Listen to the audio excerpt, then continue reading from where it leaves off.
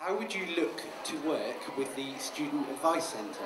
And we're going to go to Michael first. Obviously, the Student Advice Centre is a very important service. It's essential to our union, and it is underused. I know today that there were very, very few people going in and out of it, and it's such a shame because whilst using it myself for this campaign and on other occasions as well, I know that there is a lot of information there. I think this has got to be an area where we just say awareness and making people aware of the issues, where it is, and yeah. I think the Student Advice Centre is obviously such a valuable resource because it's the place you go to get sent in the right direction for everything else. But I think a problem with some of my the people campaigning is you can say that you're going to promote it, but people won't read emails and they don't like flyers, so it doesn't really make any difference if you just send more emails and give more flyers. And I don't like to repeat myself, but again, by getting more face-to-face support for first years, once it's in their head in first year and they know where to go, you don't need to keep bombarding them with emails that no one reads and throwing flyers at people that no one cares about. It's just getting the message out there from the start. Just kind of building on what Matt just said there, I think face-to-face support is a good idea, and that's one thing that the Advice Centre could do.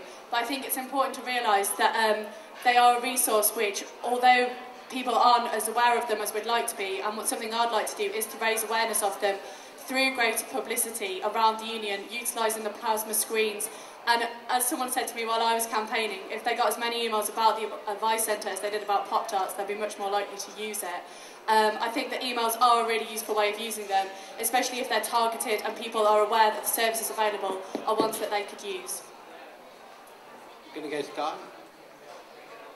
Well, yeah, the Advice Centre is a brilliant tool, and I do want to see expanded. I would want to see drop-in centres at the residences, like I've said, because when you come to university, it's extremely daunting to be away from home for the first time, and you need the help there when you want it. I came to university, I remember 1 week in, I got a card from my gran that said, "We always believe in you, be true to yourself."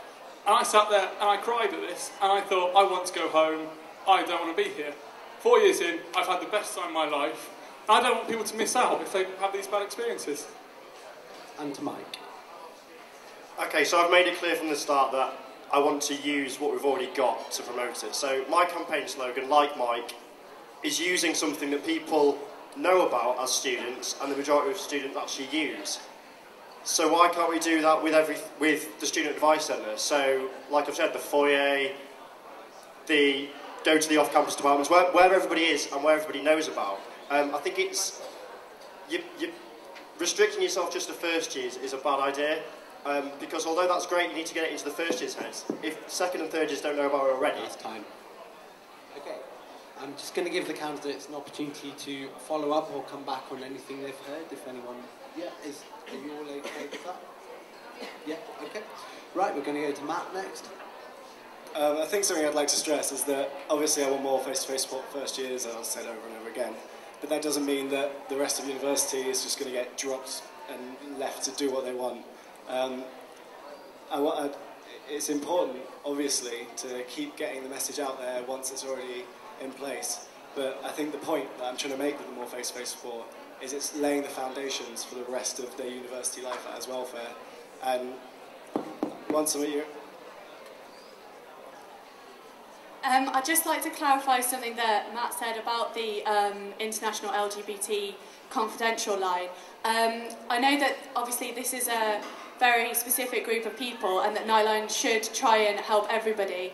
And with regards to trained advisors, Nightline don't give advice, so they would be happy to listen to any student who felt that they needed that help and support.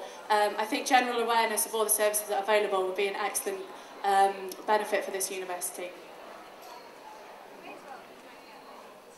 Okay, and Mike? yeah, I appreciate the clarity on that, Matt.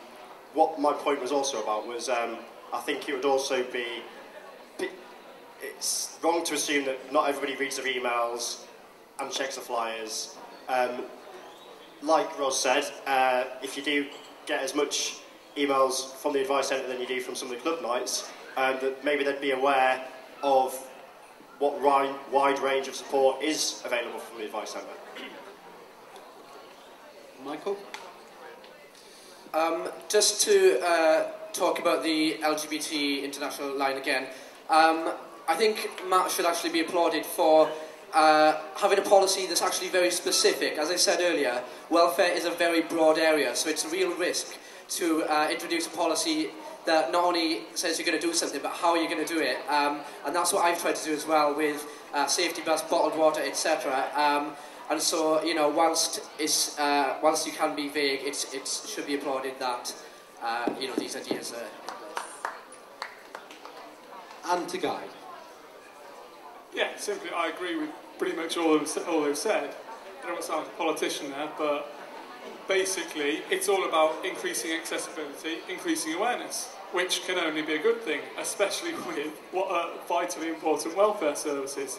So essentially, any idea that anybody has and thinks that will increase accessibility and awareness, I'm all for. Let's do more of it. It's simple as that. So, yeah.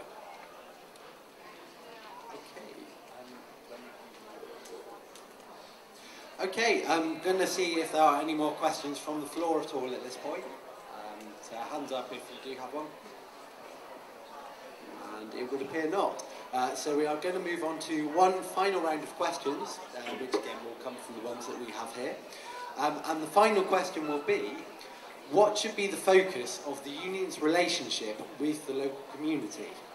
And for this round we are going to start off with Guy. Well, I think in all honesty, the university and the union make the local community what it is. You walk through Broom Hill, it's an incredibly vibrant community. Little sandwich shops, things like that, which would not survive without the student community. And I think it's better for it. I just want to see that sort of thing continued.